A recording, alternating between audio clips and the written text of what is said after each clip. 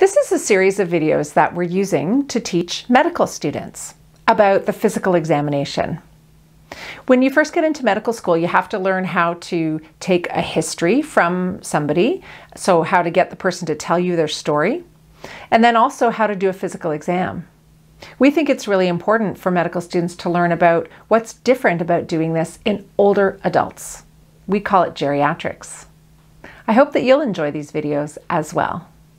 What's different about abdominal pain in an older adult?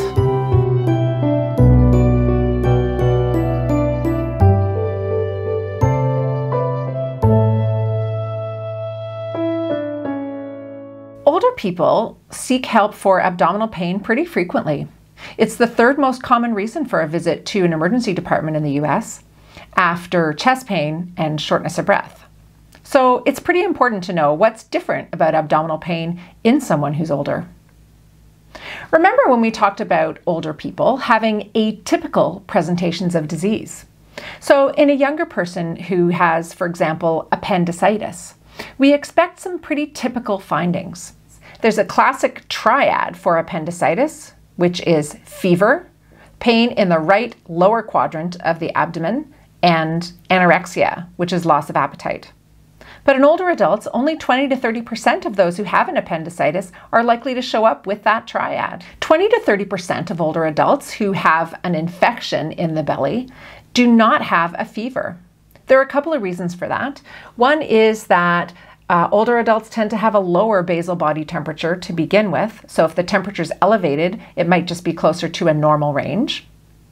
The other thing is that some older adults have suppression of the immune system. It's called immunosenescence, and that means that the person is less likely to have a fever or a high white blood cell count. So it's important to not rely on those signs and have a high index of suspicion for an infection. Another normal change in older adults is changes in bowel function and changes in bladder function.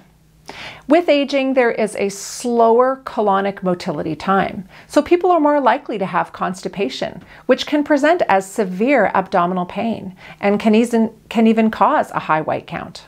Urinary retention is also a common cause of abdominal pain and may be associated with confusion and urinary tract infection. There are some other conditions that are more likely to happen in older adults compared to a younger population. A small bowel or large bowel obstruction is more common.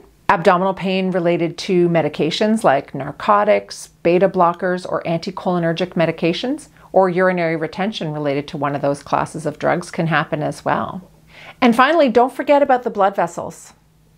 Mesenteric ischemia, which is caused by a blood clot to one of the blood vessels that's supplying the membrane covering the abdominal organs, can cause severe pain. Aortic aneurysm is present in about 10% of men over the age of 65. It can present with the classic triad of back pain, a pulsatile abdominal mass, and low blood pressure, but that's present in only 25 to 50% of people with a AAA. You can see a pattern developing. Older adults are more likely to present in an atypical way. So when you're learning about all the typical findings and these classic triads that occur with certain types of abdominal pain, it's important to have a high index of suspicion in an older adult that maybe all the elements of this triad won't be present. It's important to take a good history, including a medication history, and to do the right investigations to get the information you need to rule out some of these serious conditions. Thanks for watching, and for more information about aging, go to www.thewrinkle.ca.